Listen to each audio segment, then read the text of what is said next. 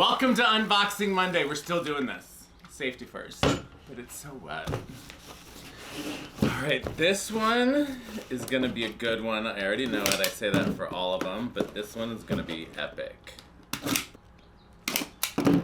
You ever notice that they have a safety on those?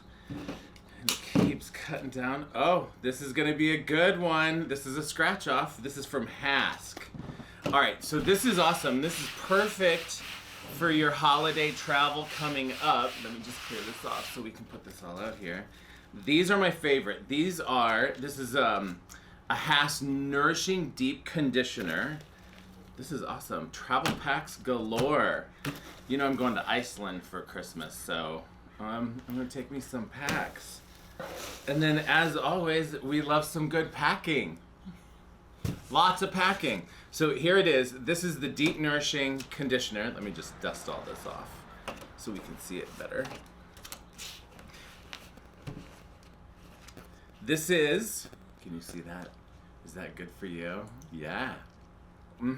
So this is a Deep Nourishing Conditioner. What's really great about it is it moisturizes and it also revitalizes all hair type. It's great. And just F to the Y to the I, these are great stocking stuffers.